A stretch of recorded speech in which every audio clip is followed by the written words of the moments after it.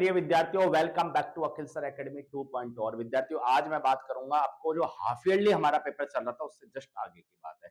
बेटा बिना किसी समय बर्बाद किए हुए आज हम बात करेंगे लॉन्ग आंसर टाइप क्वेश्चनों की। जैसा कि आपको सभी को पता है, पुराने लेक्चर्स मेरे रिकॉर्ड हो चुके हैं जिसके अंदर मैंने 1 to 13 तक क्वेश्चन कंप्लीट करा दिए हैं। आज बात है बच्चों 14 की।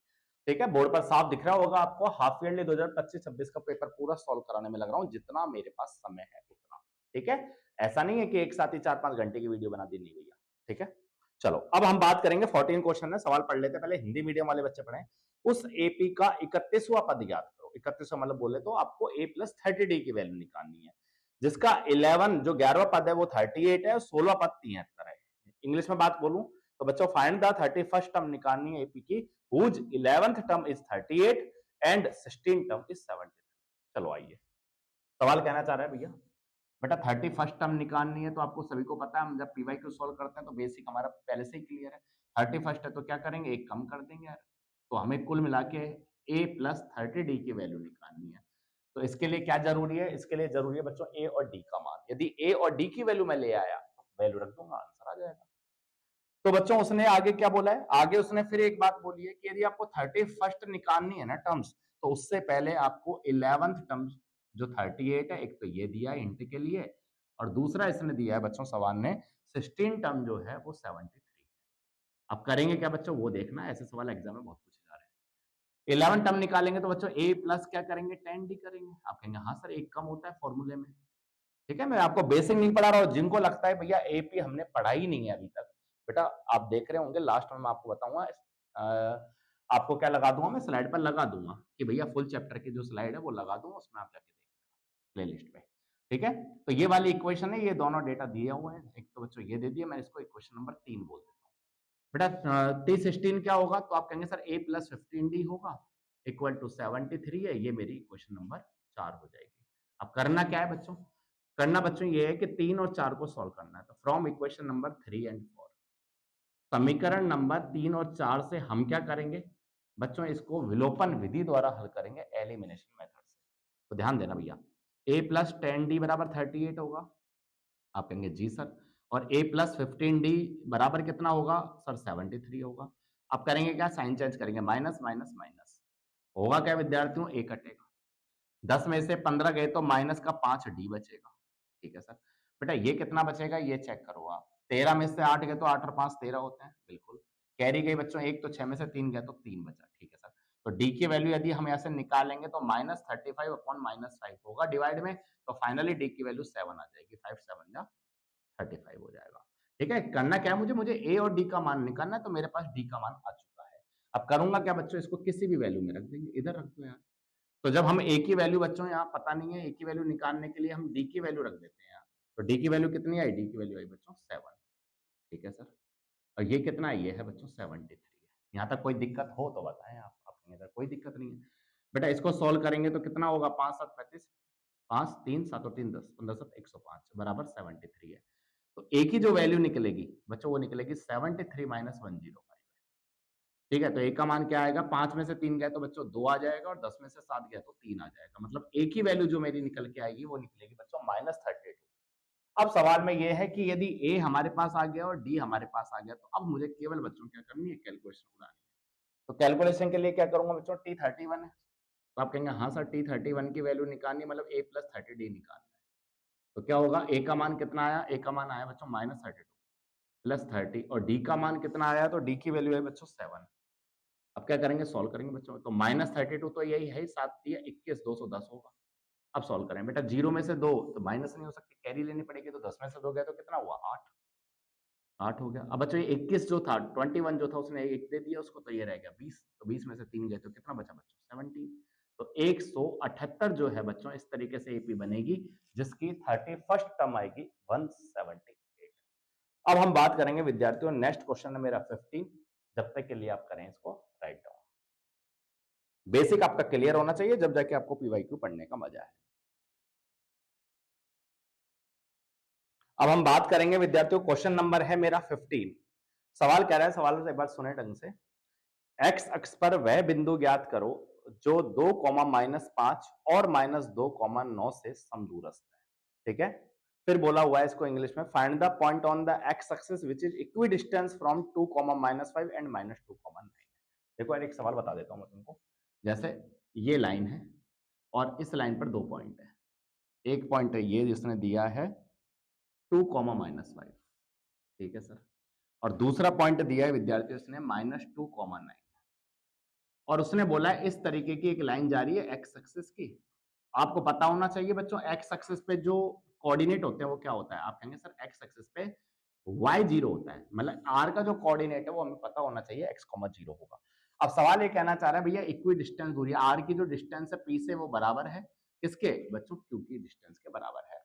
तो कुल मिला के हमें सबसे पहले इक्वी डिस्टेंस यदि कहीं लिखा आ जाए, यदि बच्चों पेपर में इक्वी डिस्टेंस लिखा आ जाए या समदूरस्थ लिखा आ जाए, समदूरस्थ लिखा आ जाए तो इसका मतलब समझ जाना कि ये जो पी आर है ना बच्चों, ये क्यू आर की वैल्यू बराबर बराबर है।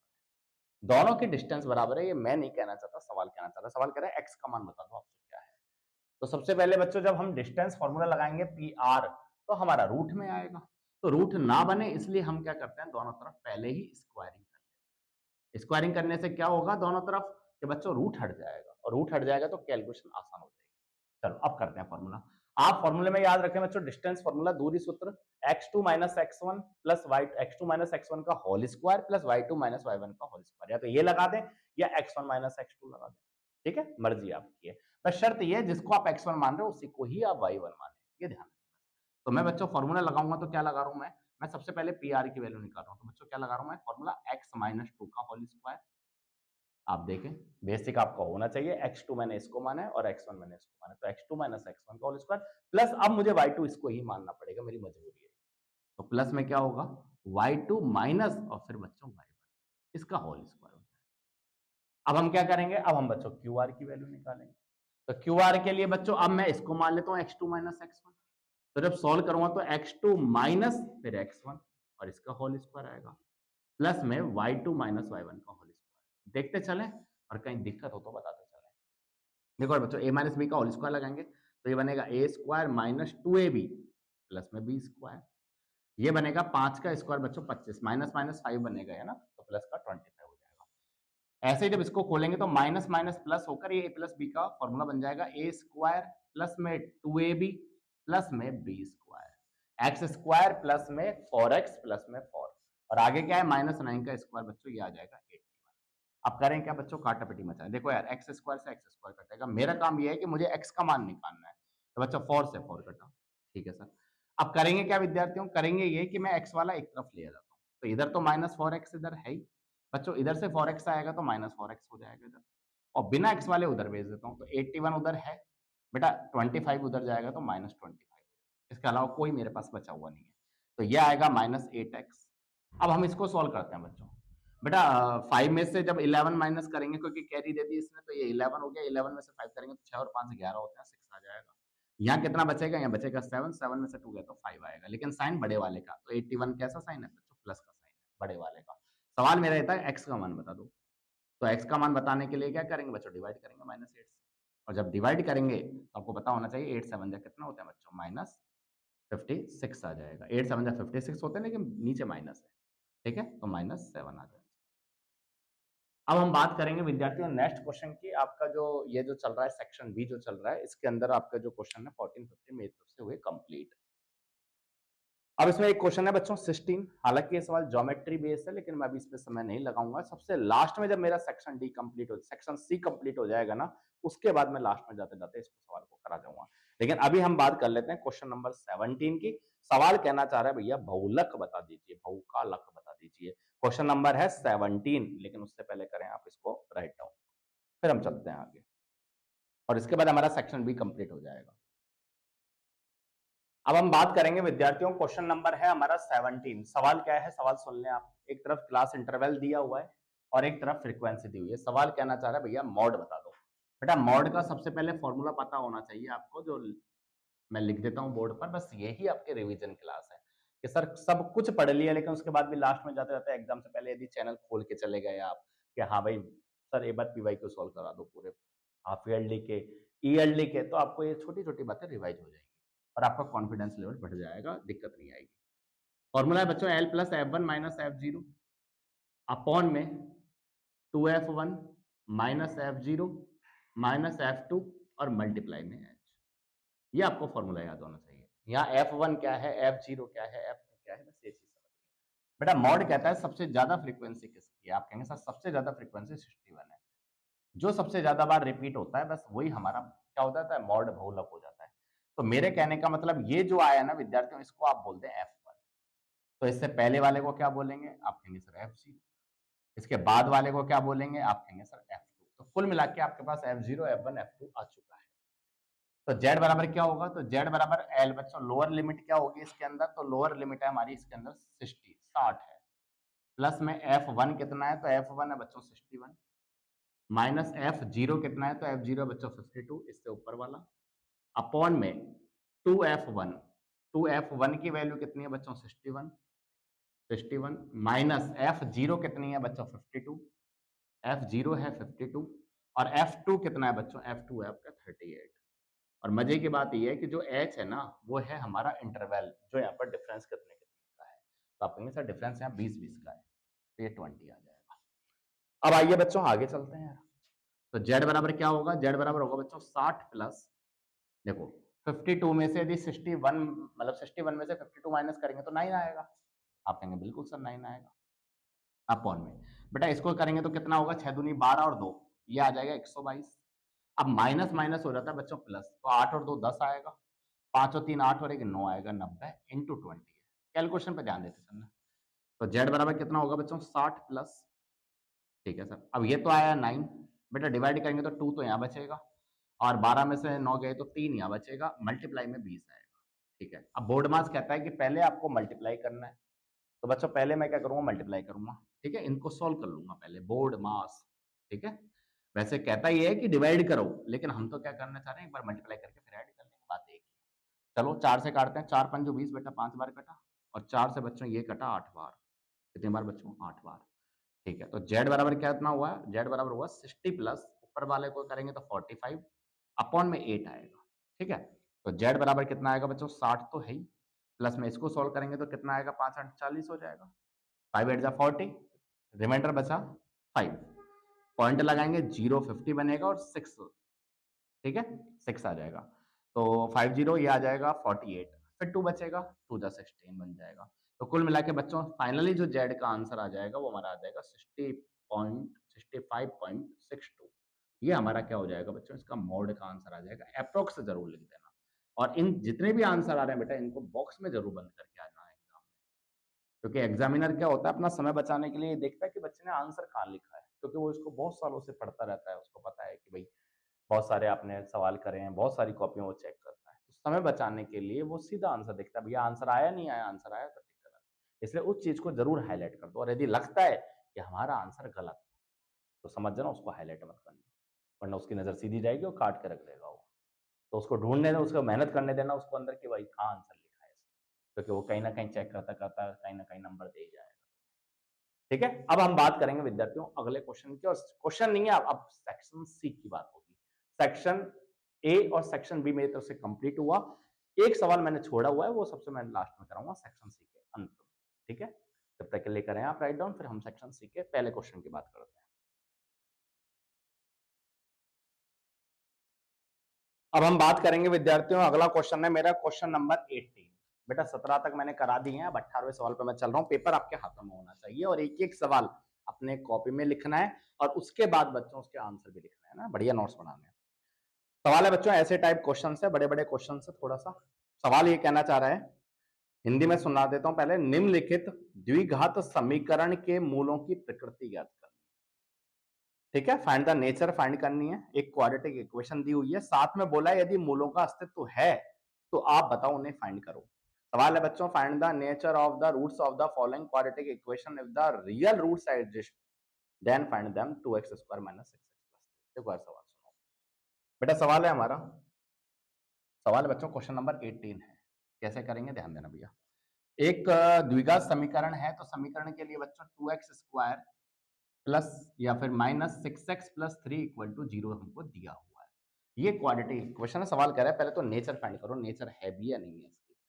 बेटा नेचर फाइंड करने के जो कॉन्सेप्ट है, देखो ये रिवीजन है, मैं बार-बार कहता हूँ तुमसे, ये रिवीजन है जो आपको करके जाने होते हैं, ठीक है? पता नहीं पूरी बुक में कितना है, कब पढ़ा, कौन से महीने में पढ़ा, कोई पता नहीं है, लेकिन फाइनल में जो बच्चा पढ़ के गया है ना रिवीजन में, वो बड़ा काम आएगा। तो डी यदि ग्रेटर देन 0 सर डी क्या होता है? तो बेटा डी की वैल्यू होती है बी स्क्वायर माइनस 4ac। यदि मैं यहाँ से डी का मान निकालूंगा और यदि डी का मान यदि बी स्क्वायर माइनस 4ac 0 से बड़ा मिला, तो हम कह देंगे कि हमारे जो नेचर होगी ना प्रकृति बच्चों, वो होंगे रियल एंड डिस्टिंक्ट रूल मिले, ठीक है? रियल एंड डिस्टिंक्ट रूट्स मिल जाएंगे आपको। रियल को बोलते हैं वास्तविक और डिस्टिंक्ट को बोलते हैं भिन्न भिन्न या अलग अलग, ठीक है? तीनों कंडीशन लिख देता हूं मैं। डी का मान यदि 0 हुआ, तो बच्चों डी का मान यदि 0 हुआ तो आप कह देंगे सर वो जो आपको रूट्स मिलेंगे वो रियल तो मिलेंगे, साथ में इक्वल भी मिलेंगे। जो डिस्टिंक्ट है ना वहां जो अलग अलग मिल रहे थे, यहाँ वास्तविक और समान मिल जाएंगे। और यदि डी का मान बच्चों लेस देन 0 है, तो रूट्स आपके रियल नहीं मिलेंगे, क्या मिलेंगे? इमेजिनरी मिलेंगे। अब बात ये है कि सर रियल मिल गए, पहले तो चेक करके बताओ कि नेचर क्या है, इसकी प्रकृति क्या होगी। तो बच्चों सबसे पहले मैं यहाँ से कंपेयरिंग जब करूंगा तो मुझे यहाँ से ए बी सी पता लगेगा। ए का मान बच्चों 2 होगा, बी का मान बच्चों यहाँ -6 होगा और सी का मान यहाँ 3 होगा। तो यदि मैं आपसे पूछूं एबीसी यदि निकल के आ चुका है, तो मैं अब आपसे जानना चाहता हूं कि डी क्या होगा बच्चों, क्योंकि डी की तो लड़ाई है। तो डी बच्चों बी स्क्वायर माइनस 4ac मुझे निकालना पड़ेगा। मैं निकाल के चेक करूंगा, बी की वैल्यू -6 है तो -6 का होल स्क्वायर -4ac आ जाएगा। बेटा -6 का स्क्वायर करेंगे 36 आ जाएगा, 4 8 8 दिए 24 आ जाएगा। सॉल्व करेंगे तो डी का मान बच्चों 12 आ जाएगा। कितना आ जाएगा? 12। और आप देखेंगे कि 12 जो है वो कहीं ना कहीं बच्चों 0 से बड़ा है। इसलिए यदि सवाल पूछता छोटे में 1 या 2 नंबर में, तो आप कह देते सर इसका जो आंसर आएगा वो रियल एंड डिस्टिंक्ट आएगा, मतलब वास्तविक और भिन्न भिन्न आएंगे। लेकिन किंतु परंतु बच्चों वो कहना चाह रहा है कि अब आप रूट्स भी निकालो। जब आपने फाइनली ये बोल ही दिया कि ये रियल है और डिस्टिंक्ट रूट्स मिलेंगे, अलग अलग मिलेंगे, तो फाइंड भी करके बताओ क्या होगा। तो बच्चों आपको रूट्स निकालने के जो फॉर्मूले हैं रियल के अंदर, ध्यान देना, पहले रियल की कहानी बता देता हूँ। तो इसमें जो फॉर्मूला है वो आप -b plus √d upon 2a, ये याद रखें डायरेक्टली। ऐसे ही दूसरा मिलेगा -b माइनस √d अपॉन में 2a, ये इसका है यदि रूट्स पूछ ले तो वो आपसे। यदि रियल और इक्वल की बात करें तो बच्चों इसके अंदर एक तो हो जाएगा -b अपॉन 2a और दूसरा x जो निकलेगा, दूसरी जो इक्वेशन मतलब जो निकलेगा वो भी -b अपॉन 2a। आप कहेंगे सर ऐसा क्यों? बेटा ऐसा इसलिए क्योंकि प्लस में जब d का मान जमाएंगे ना तो 0 है, आप चेक करें। d का मान 0 है, मतलब जब इक्वल होंगे, जब d का मान 0 होगा तो 0 जमाएंगे तो क्या होगा? -b प्लस 0 तो -b आएगा। ऐसे -b में से -0 करेंगे तो -b आएगा। कहने का मतलब ये हो गया कि दोनों रूट्स ये वाली बात याद रखें। और यदि सर इमेजिनरी है तो आपको पता ही होना चाहिए कि जो डी मिलेगा वो कहीं ना कहीं नेगेटिव वैल्यू फेंकेगा, ठीक है? चलो अब हम वैल्यू निकाल देते हैं। उसने बोला रियल है तो आंसर बताओ। तो बच्चों x बराबर एक बार हम रख देते हैं -b। b कितना है बच्चों? सारी वैल्यू लिखा रखी है मैंने तुमको। b की वैल्यू -6 है, प्लस में √d। बेटा रूट में d कई बार पूछता है डी क्या होता है, ऑप्शन में मिलता है रूट के अंदर, और हर बच्चा फंस जाता है वहां, क्योंकि एक ऑप्शन मिलेगा जिसमें रूट नहीं होगा, तो वो रूट नहीं होगा, वही मेरा आंसर होगा, ठीक है? इसलिए ध्यान रखना डी जो होगा वो बी स्क्वायर माइनस 4ac होता है, ना कि रूट के अंदर बी स्क्वायर माइनस 4ac, ठीक है? हर चीज आप समझे ढंग से। अपॉन में 2a, ए कितना है बच्चों? आप कहेंगे सर ए का मान 2 है, बहुत ही सुंदर। तो x बराबर कितना हो गया बच्चों? 6 प्लस √12 कितना होगा? आप कहेंगे सर 4 तिया 12 कर लो। बेटा जो बच्चे नहीं जानते कतई ढक्कन है मेरी तरह, आप ऐसे करें डिटेल में। बेटा 2 से भाग दें 6 आएगा, 2 से भाग दें 3 आएगा, 3 का 3 में भाग दें 1 आएगा। बेटा जो पेयर बना वो तो बाहर आएगा और जो नहीं बना वो अंदर आएगा, मतलब ये आ जाएगा 2 रूट। अपॉन में कितना है? अपॉन में बच्चों 4 है, ठीक है? और दूसरा यदि हम बात करेंगे, बेटा दूसरे की हम बात करेंगे, x बराबर तो माइनस में भी, माइनस में भी, माइनस में √d, अपॉन में वही आपका 2a, वही 2a अपना, वही सेम बच्चों माइनस माइनस क्या होगा? प्लस 6 होगा, वही कितना आएगा? 2√3 बटे, वही कितना आएगा? 4 आएगा। अब बच्चों इसको काटेंगे, कैसे काटेंगे? देखो सिंप्लीफाई और भी कर सकते हैं। क्या मैं ऊपर से 2 कॉमन ले सकता हूँ? आप ले सकते हैं सर। यदि 2 ऊपर से कॉमन लेंगे तो अंदर क्या बचेगा? अंदर बचेगा भैया 3 प्लस √3, और नीचे कितना चल रहा है भैया? 4। जब इसको काटेंगे ना विद्यार्थियों 2 बार कटेगा, तो फाइनली एक रूट मैंने निकाल दिया, एक जीरो मैंने निकाल दिया 3 प्लस √3। अब दूसरे की लड़ाई लड़ लेते हैं। बेटा ऊपर से 2 कॉमन लेंगे क्या आएगा? 3 माइनस √3, और अपॉन में क्या चल रहा है, अपॉन में वही 4। बेटा वही कटेगा, वो कितनी बार कटेगा, 2 बार।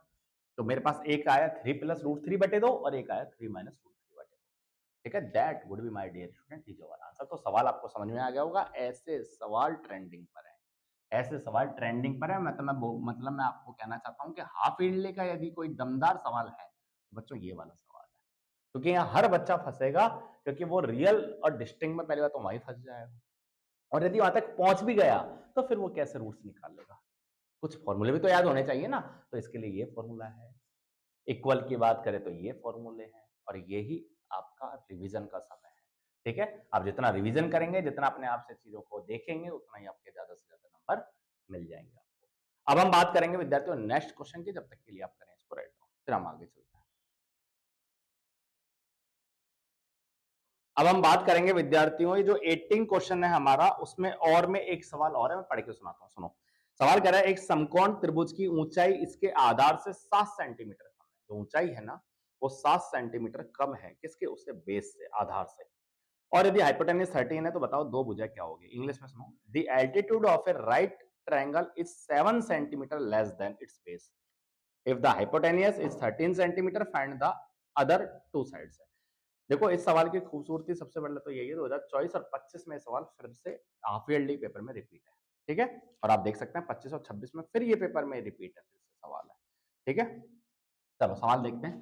सवाल कह रहा है भैया, एक राइट एंगल ट्रायंगल है, एक समकोण त्रिभुज है, और उसने बोला है, हमसे क्या बोला है उसने, उसने बोला है कि समकोण त्रिभुज की जो ऊंचाई है ना, बेटा ऊंचाई बोले तो ये वाली, ये आधार से 7 सेंटीमीटर कम है।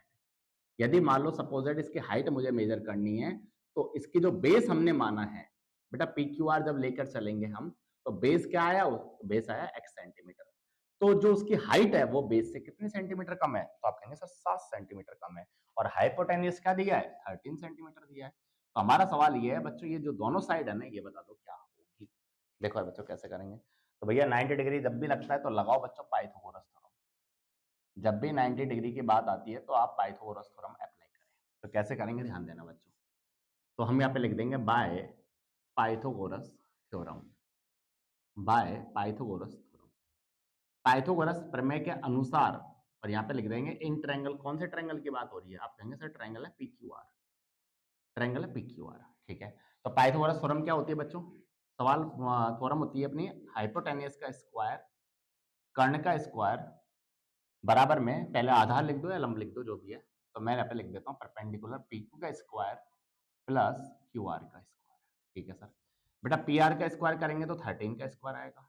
ठीक है, पी क्यू कितना है, तो पी क्यू बच्चों एक्स माइनस 7, तो इसका स्क्वायर आ जाएगा, और क्यू आर कितना है, एक्स का स्क्वायर है। अब चलें बेटा, 13 का स्क्वायर कितना होगा, 169 होगा। इक्वल में जब आप इसको सॉल्व करेंगे तो ए माइनस बी का होल स्क्वायर आएगा, तो क्या आएगा बच्चों, ए स्क्वायर माइनस में 2ab, बेटा 7 टू 14 होगा, 2ab प्लस बी स्क्वायर, और आगे क्या चल रहा है बच्चों, एक्स स्क्वायर। ठीक है, बिल्कुल ठीक है सर। करेंगे क्या, ये बना एक्स स्क्वायर, ये बना एक्स स्क्वायर, तो ये तो बना 2x स्क्वायर। आगे क्या है, आगे बच्चों माइनस 14x, और इसको यदि मैं उधर भेजूंगा तो ये बनेगा बच्चों 120, ये बनेगा 120। आप कहेंगे बिल्कुल सही है सर, कोई दिक्कत नहीं है यहाँ तक।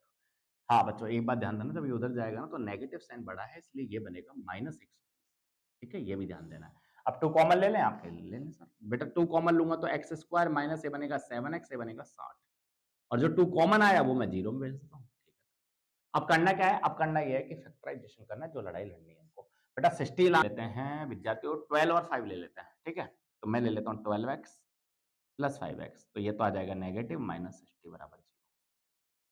ठीक है, तो ये आएगा x माइनस 12 प्लस में 5x माइनस 12 इक्वल टू 0। करेंगे क्या, पूरे में से x माइनस 12 को मान लेंगे, तो ये आएगा बच्चों x प्लस 5 अंदर बचेगा बराबर में 0।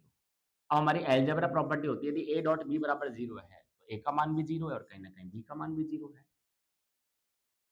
ऐसा क्यों होता है सर, ऐसा इसलिए होता है विद्यार्थियों कि 0 जब आपको लाना है ना, तो 0 लाने का यही कॉन्सेप्ट है। तो इसको 0 रखो, 0 मल्टीप्लाई किसी से करोगे तो 0 आएगा, या फिर इसको 0 रखो, दोनों को हमने 0 0 रख दिया, तो x का मान आया 12 और x का मान आया बेटा -5 है।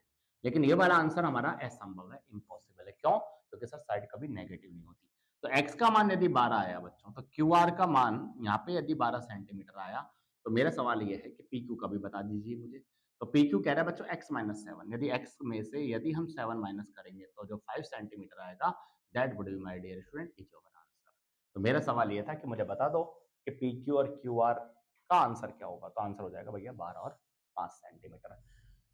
ठीक है बच्चों, एक बार आप करो इतना राइट डाउन, फिर हम चलते हैं आगे। ये जो बातें हो रही है सेक्शन सी के क्वेश्चन नंबर 18 की बात आ रही है, जो में दोनों में और में दिया हुआ सवाल था। एक सवाल मैंने पहले करा दिया और दूसरा सवाल मैंने ये करा दिया। 18 का ही और वाला सवाल है और ये पेपर आपके हाथ में, आपको पता होगा कौन सा क्वेश्चन चल रहा है। अब राइट डाउन करें, फिर हम आगे चलते हैं। तो मेरे प्यारे विद्यार्थियों, एक बात याद रखें आप, आज का जो लेक्चर है, समय मेरे पास इतना ही था जितना मैंने आपको पढ़ाने का कोशिश किया है। अब जो लेक्चर आएगा ना बेटा, वो बिल्कुल कंप्लीट आपको हाफ ईयरली का पेपर आपको कंप्लीट मिल जाएगा। 4-5 सवाल मेरे और रह रहे हैं जो एक वीडियो में मैं कंप्लीट कर दूंगा। आज की मोटिवेशन लाइन है विद्यार्थियों, किसी ने बड़ा खूब लिखा है, किस्मत भी बादशाह उसी को बनाती है, बादशाह मतलब किंग, उसी को बनाती है जो खुद कुछ करने का हुनर रखता है। कुल मिला के मेरा कहने का मतलब यही है, यदि आप सोचते रहेंगे ना भैया नंबर अच्छे आ जाए, नंबर अच्छे नहीं आएंगे। नंबर अच्छे लाने के लिए आपको भैया अपने आप से प्रयास करना पड़ेगा, एक एक सवाल को कई कई बार करना पड़ेगा, जब जाके आपको ऐसा लगेगा कि हाँ यार अब मैं बिल्कुल परफेक्ट बन चुका हूं मेरे पूरे में से पूरे नंबर लाने के लिए। ठीक है विद्यार्थियों, तो आज के लिए मैं इतना ही रखूंगा।